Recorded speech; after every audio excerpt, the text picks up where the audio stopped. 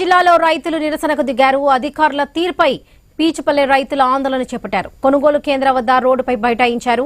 కాంటా వేయడంలో అధికారులు నిర్లక్ష్యం చేస్తున్నారని ఆరోపించారు రైతులు. కల్లాల్లో ధాన్యం పోసి నెల రోజులు గడుస్తున్నా అధికారులు పట్టించుకోవడం లేదని ఆగ్రహం వ్యక్తం చేస్తున్నారు. అధికారులు స్పందించి వెంటనే తూకం వేసి డబ్బులు చెల్లించాలని డిమాండ్ చేస్తున్నారు రైతులు. పట్టించుకోవాలని అడిగితే నేను ఇన్ఛార్జి చెప్పిన అంటే ఇన్ఛార్జి ఎవరు పట్టించుకుంటలేరు, ఏది చేస్తలేరు.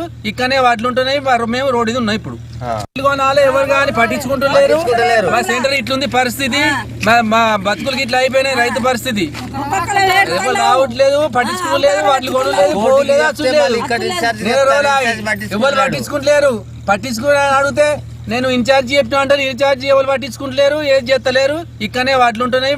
మేము రోడ్ ఇది ఉన్నాయి. ఇప్పుడు వడ్లు మంచిగా ఉన్నాయి. అది మ్యాచర్ రాలే అంటే మళ్ళీ ఎండ పోసినాక మ్యాచర్ వచ్చింది జోకీరు. అవి ఎన్ని రోజులు దాకా ఉన్నాయి. ఓ సీరియల్ ఎంబడి వేయలేదు. మళ్ళా రాంగ్ రూట్లో వేయరు, రాంగ్ రూట్లో వేసిర్రు. మళ్ళీ అవి కట్ కావాలన్నారు.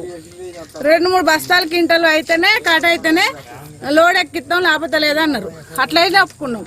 మళ్ళీ వేనాక లోడ్ దిగుతలేదు, మీకు రిటర్న్ పంపిస్తాం అంటారు. ఇది పద్ధతేనా?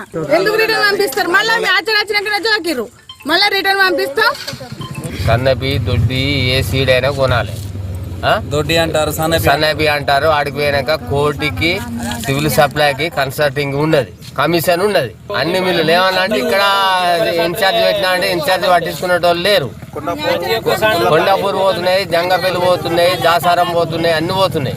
మా ఎందుకు ఇన్ని రోజులు పోయినాయి, ఇప్పుడు ఎందుకు ఫస్ట్ పోయినాయి, మళ్ళీ ఇప్పుడు ఎందుకు ఆపుతుర్రు?